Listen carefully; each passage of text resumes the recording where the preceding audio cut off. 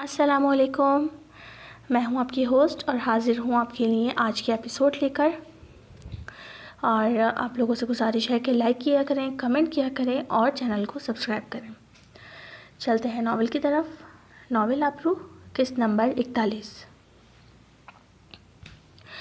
حلیزہ باقاعدہ اذلان کا ہاتھ پکڑے پکڑے سارے ہال میں گھوم رہی تھی۔ آئمہ کی رخصتی بھی ہو گئی تھی، اب بس وہاں کچھ رشتہ دار اور گھر والے ہی بچے تھے کہ اچانک اس کی دادی، جنہیں کم سنائی دیتا تھا، انہوں نے علیزہ کو پکارا۔ اے لڑکی، یہ کیا آدھی رات کو زلفیں بھی کھیلے گھوم رہی ہو؟ لپیٹو انہیں فوراً، چڑیل چمٹ جائے گی۔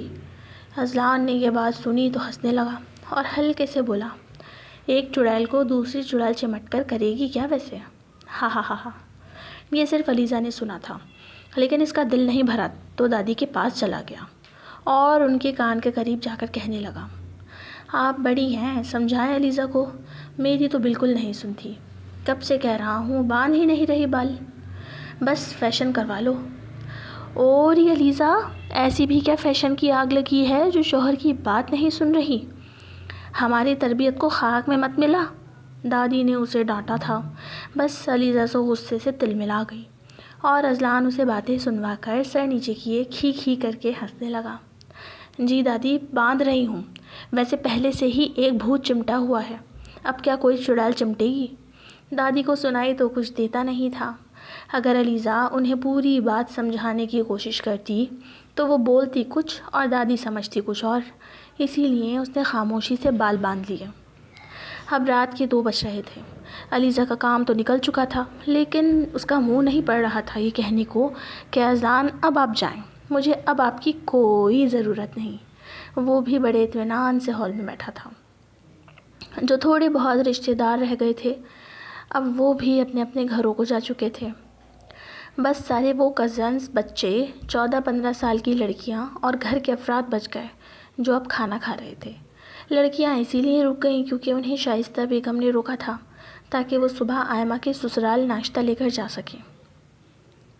سب ایک ہی بڑی ٹیبل پر بیٹھے تھے اور عمیر اور سلیم صاحب کھانا کھا رہے تھے۔ پھر سب کو گھر کے لیے نکلنا تھا۔ آپ تھک گئے ہوں گے، اب میرے خیال میں آپ کو آرام کرنا چاہیے، علیزہ نے سہولت سے بڑے پیار سے اذلان کو جانے کا بولا۔ اس سے پہلے اذلان کوئی جواب دیتا، شائستہ بیگم بول پڑی، ایسا کرو بیٹا، آپ آج یہیں ہمارے گھر رک جاؤ تاکہ پھر کل ولیمے میں شرکت کے لیے اتنا لمبا سفر کر کے نہیں آنا پڑے گا۔ اس سے پہلے وہ شائستہ بیگم کو جواب دیتا، علیزہ نے ان کی بات اچک کر کہا، نہیں مما، یہ یہاں کیسے رک سکتے ہیں، امپاسبل۔ اذلان نے آڑی نظر سے علیزہ کو دیکھا اور بولا، رہنے دے مما، علیزہ نہیں چاہتی کہ میں یہاں رکوں۔ اذلان نے سر جھکائے چہرے پر وہ معصومیت طاری کر لی جیسے بیچارے بچے کے ساتھ بہت ظلم ہوتا ہے۔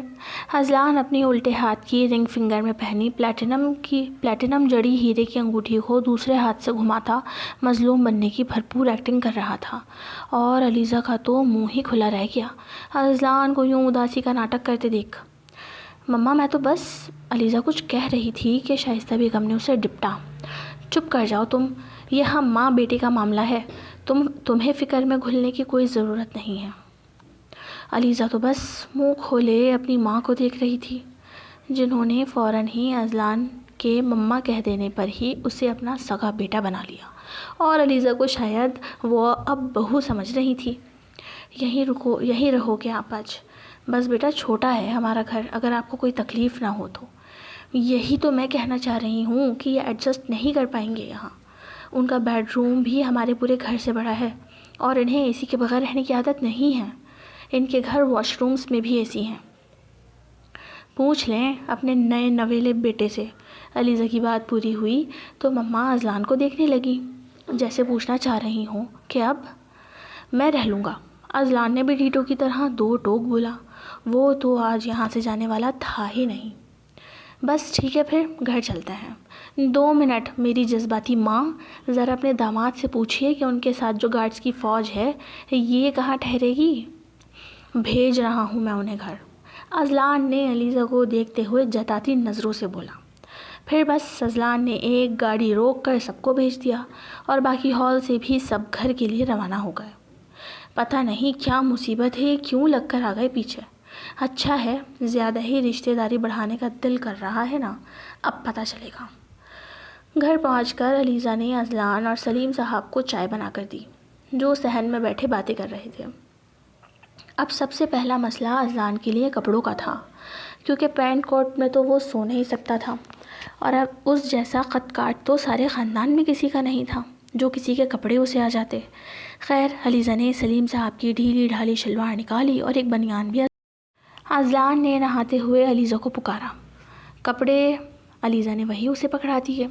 اذلان وہ کپڑے پہن کر باہر آیا تو حیرت انگیز طور پر ان اونچے کپڑوں میں بھی بہت پیارا لگ رہا تھا۔ علیزہ تو ایک لمحے کے لیے اسے دیکھتی رہ گئی۔ کیا ہوا، نظر لگانے کا ارادہ ہے کیا؟ اذلان نے اسے چھیڑا۔ اتنے ڈھیٹ لوگوں کو نظریں نہیں لگا کرتی، علیزہ کہہ کر اندر چلی گئی۔ اب دوسرا مسئلہ تھا ان 15 افراد کے اس 3 کمرے کے گھر میں سونے کا، جہاں صرف ایک ہی روم میں بیڈ تھا۔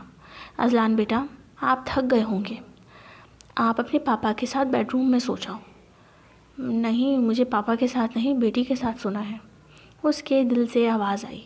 لیکن پھر مما کی زبردستی سے وہ اور سلیم صاحب بیڈ پر سونے پہنچ گئے۔ پاپا تو اتنا تھکے ہوئے تھے فوراً ہی سو گئے، لیکن اذلان، وہ تو بس کروٹیں بدل رہا تھا، اوپر سے سلیم صاحب کی خراٹیں۔ پھر جو ہوا اذلان نے خواب میں بھی نہیں سوچا تھا۔ 3:30 بجے اچانک ہی لائٹ چلی گئی۔ اذلان جو آنکھیں بند کیے پڑا تھا کہ شاید نیند آ جائے، ہڑبڑا کر اٹھ بیٹھا۔ علی اپنے باپ کو ٹال ٹال کر تھک گیا تھا، لیکن سومرو نے اسے لاسٹ وارننگ دے دی تھی کہ اب بس وہ اپنی بیوی یعنی آرزو کے ساتھ حویلی آ جائے، نہیں تو اگر اب وہ کراچی آئے گا تو علی کے حق میں یہ بہت برا ثابت ہوگا۔ علی نے اذلان کے آفس سے آرزو کا نمبر نکلوا لیا تھا۔ اصل میں وہ اسی کام کے لیے اس دن وہاں گیا تھا۔ آرزو خواب خرگوش کے مزے لوٹ رہی تھی کہ اس کا فون رنگ ہوا۔ ہیلو، اس نے نیند سے بوجھل آواز میں کہا۔ ہیلو مائی ڈیئر وائف، کیسی ہو؟ اپنے پیارے سے شوہر کو نہیں پہچانی؟ آرزو کی آنکھیں ایک دم کھلی تھیں۔ پاگل ہو گئے کیا؟ کون ہو بھائی تم، اور کون شوہر؟ Wrong number. وہ علی کو پہچان گئی تھی، لیکن جان بوجھ کر یہ سب بول کر فون بند کرنے لگی۔ او میڈم، مشکل میں آ گیا ہوں میں بہت زیادہ، وہ بھی صرف تمہاری وجہ سے۔ اب اس مسئلے سے نکلنے میں تمہیں میری مدد کرنا ہی ہوگی، علی نے حکمیہ لہجے میں کہا۔ ہو گیا تمہارا، فون بند کرو، آرزو نے کہہ کر فون کاٹ دیا، مگر چند لمحوں بعد ایک میسج آیا اس کے فون میں۔ اب دیکھو آرزو، میں کیا کرتا ہوں، جسٹ ویٹ اینڈ واچ۔ ہاں، جو کرنا ہے کرو، بس بکواس ذرا کم کرو، آرزو نے اسے رپلائی کر دیا۔ پھر سارا دن ہی علی کی کوئی کال یا میسج نہیں آیا۔ آرزو کا گھر بھی اچھے علاقے میں تھا، وہ بھی ایک امیر کاروباری خاندان سے تعلق رکھتی تھی۔ اسی دن رات میں آرزو اپنے کمرے میں ایک دوست کے ساتھ فون پر باتوں میں مصروف تھی کہ اچانک ہی گھر میں شور بلند ہوا۔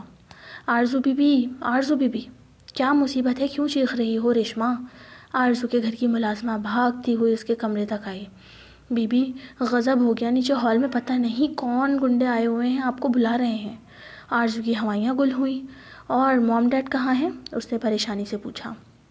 وہیں بیٹھے ہیں، لیکن وہ مونچھوں والا آدمی بس آپ سے ملنا چاہتا ہے، جلدی کریں۔ آرزو نے اس وقت ڈھیلا سا پاجامہ اور شرٹ پہنی تھی جس پر باربی ڈال بنی ہوئی تھی۔ وہ نیچے آئی۔ منظر انتہائی خوفناک تھا۔ سومرو اور علی صوفے پر بیٹھے تھے، جبکہ قمیض شلوار میں ملبوس اجرکے پہنے وہ مسلح افراد جن کے ہاتھوں میں بڑی بڑی رائفلز تھیں پورے ہال میں پھیلے ہوئے تھے۔ السلام علیکم۔ ڈر کے مارے آرزو کے منہ سے یہی لفظ نکلا۔ اسے سمجھ میں نہیں آ رہا تھا یہ سب یہاں کیوں آ گئے ہیں۔ علی نظریں نیچے کیے بیٹھا تھا۔ آرزو کی آواز پہ سر اٹھایا اور کہا، آرزو میری جان۔ آرزو کے تو پیروں سے زمین نکل گئی۔ اس کے ماں باپ اسے حیرانی سے دیکھ رہے تھے کہ یہ سب کیا ہے۔ ادھر آؤ دیرانی، کیا ہو گیا، کیوں ناراض ہو علی سے، اور گھر کیوں چھوڑا؟ جانا ہی تھا تو یہاں کیوں آئی؟ اپنے گھر یعنی حویلی آتی نا میرے پاس۔ سومرو پیار سے اسے بول رہے تھے۔ جبکہ علی تو اپنے نادیدہ آنسو ہتھیلی کی پشت سے صاف کر رہا تھا۔ آرزو کی ماں باپ ہونکوں کی طرح سب دیکھ رہے تھے کہ اس کا بھائی چلا اٹھا، آرزو یہ سب کیا ہے؟ بھائی میں آپ کو سب بتاتی ہوں، آپ بس 2 منٹ میری بات سن لیں۔ اے لڑکے، ہماری بہو پر مت چیخ، سومرو کی گرجدار آواز سے مانو سب ہل کر رہ گیا۔ بہو؟ کون سی بہو؟ اس بار بولنے والے آرزو کے والد تھے۔ آرزو، تم نے ابھی تک اپنے موم ڈیڈ کو نہیں بتایا ہمارے نکاح کا؟ علی نے غم سے چور بھیگی آواز میں کہا۔ دماغ صحیح ہے کیا تمہارا؟ آرزو چلائی۔ دیکھے بابا کتنا ناراض ہے یہ مجھ سے، بس اتنا تو کہا تھا میں نے کہ کل چلیں گے شاپنگ پر، میں آج مصروف ہوں۔ اتنی سی بات پر کتنے دنوں سے مجھ سے ناراض ہے یہ، اور میں اکیلا اس کے لیے پل پل تڑپ رہا ہوں۔ سومرو نے آج پہلی بار علی کو طرز بھری نگاہ سے دیکھا جو مہارت سے ایکٹنگ کر رہا تھا۔ علی، تم ہوش میں نہیں ہو، کیا بولے جا رہے ہو؟ آج آرزو کو اپنے ماں باپ کی فکر ہو رہی تھی کہ وہ کیا سوچیں گے، انہیں وہ کیا بتائے اور کیا نہ بتائے۔ چلو بس اب یہ لڑائی ختم کرو بہو اور گھر چلو، سومرو نے فیصلہ کن انداز میں کہا۔ کون بہو کون بیوی، کیا بولے جا رہے ہیں آپ لوگ؟ آرزو کی موم نے کھڑے ہو کر کہا۔ اصل میں آنٹی، اس نے ڈر کے مارے بتایا نہیں ہوگا آپ کو، لیکن میں نے اور آرزو نے نکاح کر لیا ہے۔ علی کھڑا ہوا اور یہ کہتے ہوئے ایک پیپر آرزو کے بھائی کے ہاتھ میں تھما دیا۔ جیسے جیسے احمد نے وہ پرچہ پڑھا، احمد کے چہرے کا رنگ تبدیل ہونے لگا۔ آرزو، تم نے ہماری آزادی کا یہ ناجائز فائدہ اٹھایا ہے۔ احمد گرجتا ہوا اس کے سامنے پہنچا۔ اس کا ارادہ بہن کو تھپڑ مارنے کا تھا، لیکن اتنے میں وہ اسے مارتا۔ علی نے درمیان میں آ کر اس کا ہاتھ پکڑ لیا۔ سالے صاحب، یہ کیا کر رہے ہیں؟ ذرا تحمل سے کام لیجیے۔ یہ شہنواز سومرو کی سب سے چھوٹی اور لاڈلی دی رانی ہے، اسے تو میں بھی ہاتھ نہیں لگا سکتا۔ لائٹ کے جانے سے تو اذلان ہڑبڑا کر اٹھ بیٹھا، ادھر ادھر ہاتھ مار کر اپنا موبائل ڈھونڈا اور ٹارچ آن کر لی۔ اس ہو کے عالم میں سلیم صاحب کی خراٹے اور اتنی گھٹن اور گرمی میں اذلان کا 1 منٹ وہاں بیٹھنا مشکل ہو گیا، تو وہ فوراً کمرے سے باہر نکل گیا۔ ہال میں سب آڑے ترچھے پڑے سو رہے تھے۔ کسی کو لائٹ جانے سے کوئی فرق نہیں پڑا، کیونکہ وہاں تو سبھی کو عادت تھی۔ وہ احتیاط سے قدم اٹھاتا باہر صحن میں نکل آیا تاکہ کھلی فضا میں سانس لے سکے۔ وہاں پہنچا تو دیکھا کہ علیزہ بھی وہیں کھڑی گہرے گہرے سانس بھر رہی تھی۔ شاید اسے بھی اب اس ماحول کی عادت نہیں رہی تھی۔ لائٹ چلی گئی۔ اذلان اس کے برابر میں کھڑا ہو کر بولا، اسی لیے کہہ رہی تھی میں، آپ ہی کو بڑا شوق ہو رہا تھا یہاں رکنے کا۔ علیزہ نے کہا، تھک گیا ہوں میں بہت زیادہ، شام میں تو سنگاپور سے واپس آیا اور پھر ڈائریکٹ یہیں آ گیا۔ اذلان نے علیزہ سے اپنی تھکاوٹ کا اظہار کیا۔ علیزہ نے ایک لمحے کی خاموشی کے بعد اس کا ہاتھ پکڑا اور بولی، چلے میرے ساتھ۔ وہ اسے اپنے ساتھ چھت پر لے آئی تھی۔ وہاں اندھیرا تھا، ٹھنڈی ہوا تھی اور ایک لکڑی کا تخت بھی رکھا تھا۔ علیزہ اس پر بیٹھ گئی اور اذلان کو اشارے سے کہا کہ وہ بھی یہیں لیٹ جائے۔ اذلان تخت پر لیٹ گیا تو علیزہ نے اس کا سر اٹھا کر اپنی گود میں رکھ لیا۔ اندھیرا بہت زیادہ تھا، دونوں ایک دوسرے کو ٹھیک سے نہیں دیکھ پا رہے تھے۔ اب آپ سو جائیں، علیزہ نے کہتے ساتھ اس کے بالوں میں انگلیاں پھیرنی شروع کر دی۔ آج ایک زمانے بعد اس کا لمس اذلان کو میسر ہوا تھا۔ اس کے رگ و پے میں سکون اترنے لگا۔ اذلان نے اپنا چہرہ اس کے پیٹ کی سمت کر لیا اور اپنا ایک ہاتھ اس کی کمر کے گرد حمائل کر کے سکون سے سو گیا۔ علیزہ 2.5 گھنٹے تک یوں ہی بیٹھی اس کا سر سہلاتی رہی، اور اذلان کو آج ایک زمانے بعد سکون کی نیند نصیب ہوئی۔ پھر جب فضا فجر کی اذانوں سے معطر ہونے لگی تو اس نے اذلان کو اٹھانا چاہا تاکہ نیچے جا سکے۔ سنیں، اس نے سر سہلاتے ہوئے اذلان کو پکارا، سنیں لائٹ آ گئی ہے اور صبح بھی ہو چکی ہے، نیچے چلتے ہیں۔ اذلان کی آنکھ کھلی تو وہ اٹھ بیٹھا اور اسے علیزہ کی فکر ہوئی۔ کتنی دیر سے یوں ہی بیٹھی ہو تم، تھک گئی ہوگی۔ جی کوئی مسئلہ نہیں ہے، بس نیچے جا کر سو جاؤں گی۔ اب میں بھی۔ دونوں نیچے جانے کے لیے کھڑے ہو گئے۔ To be continue AW Urdu novels, don't copy my novel. Like کیجیے، سبسکرائب کیجیے اور کمنٹ ضرور کیجیے کہ آپ کو ایپیسوڈ کیسی لگی۔ اللہ حافظ، بہت شکریہ۔